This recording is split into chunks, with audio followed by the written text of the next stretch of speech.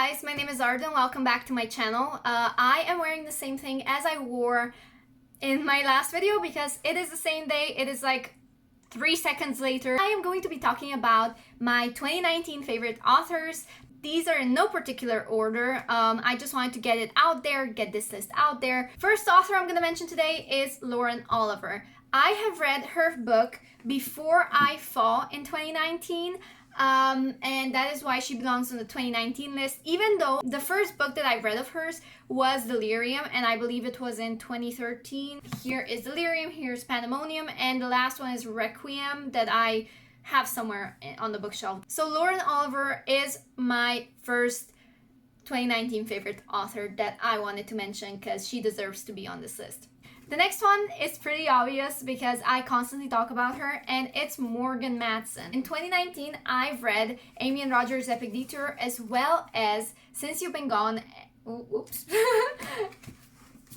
As well as Since You've Been Gone, and these two books are amazing. They're one of my top favorite reads of 2019. I've also mentioned in my previous video that she is one of my auto-buy authors, and the way I was introduced to her is by reading another book of hers, Second Chance Summer. Now, this is still my favorite book of Morgan Matson. I would describe this as kind of like The Fault in Our Stars. At least that's what I pitched it to my sister. This is kind of like The Fault in Our Stars, but summery. And she's like, okay, I'll read it. And yeah, I cried so hard reading this book. It's still one of my favorites. I want to reread it so bad, and I love the fact that I have it in hardback, because if there's a book that I deserve to have in hardback, it's this one. I would spend so much money for this book. And yeah, Morgan Matson, she is the queen of summer books, and she just blew me away in 2019. Moving on to the queen of cute stories that have endings that I hate is Jenny Han. Now, if you know Jenny Han's books, To All the Boys I've Loved Before, To All the Boys I've Loved Before series. The second book is P.S. I Still Love You, and I still need to buy the third one. The thing is, Jenny Han, she knows how to write a cute story, but she doesn't always deliver. When it comes to the ending, the last book is always the worst one, whether I hate the characters or I just hate how it ends.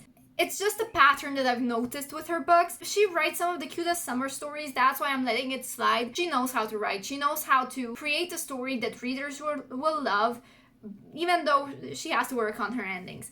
And apart from that, I've also read the second and the third book by Jenny Han in the Summer I Turned Pretty series. So I've read It's Not Summer Without You and We'll Always Have Summer. Now, the second book was my favorite, just like with To All the Boys I've Loved Before series. P.S. I Still Love You is still my favorite. And the third one did not deliver. Because I've read 4 books by Jenny Han in 2019, I just decided she does belong on this list because she clearly writes stories that I like. Moving on to another author of which I've read more than one story is Neil Gaiman. I've read Norse mythology by him, I've read Stardust, and I've read The Ocean at the End of the Lane. While they are not my favorite, I do love the movie Stardust, and Norse mythology was okay. The Ocean at the End of the Lane was also okay. I still think he belongs on this list because his writing is amazing. His imagination blows me away. I would never be able to come up with the stories he does. He is one of the masterminds when it comes to not just writing books, but film as well. And I am a fan, even though I don't always enjoy everything he writes.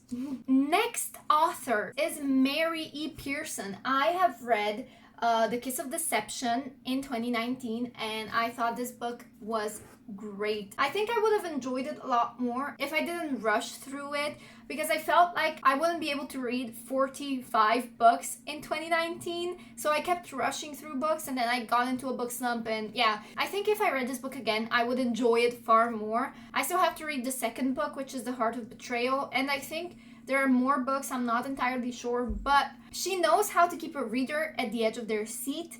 This book was wonderful, and that's why she belongs on this list. Next, we have an author who is widely known, who is very much praised. Her name is Alexandra Bracken, and I have here Passenger by Alexandra Bracken and The Darkest Minds, both in hardcover, because I only buy hardcovers if I really believe in a story. Despite having both of these books on my bookshelf for years, believe it or not, these are not my first Alexandra Bracken reads. I have not yet picked these two up.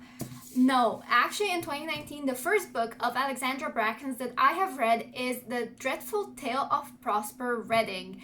And I want to buy it like hardcover, just like these two. I want to have this, I believe it's going to be a series, on my bookshelf, and I want to reread it again because it took me places. Oh my gosh, like I loved it so much. And even though I rated it 4 stars at the time, and I believe that is a bumped up rating, because I think I first rated it 3 stars. I'm not entirely sure. It's a story that stuck with me, that I still kind of want to reread, just because I feel like I've missed so much of it.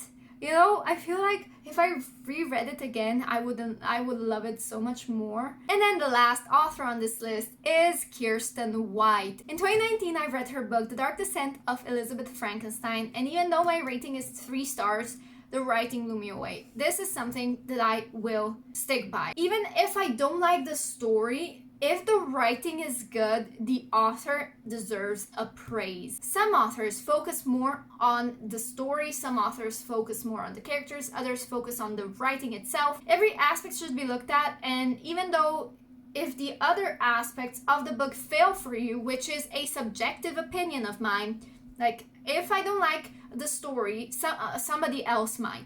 But even if other aspects fail, you should always recognize a writer whose writing is amazing. And I do want to read more of Kiersten White's books. I believe that she has so much potential in my head, but I just need to find a book of hers that I like.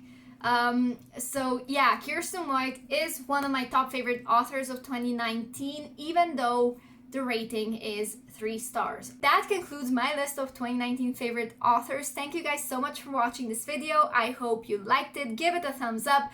Check me out on social medias. Let's connect. And I'll see you next time. Have a nice day, night, wherever you are.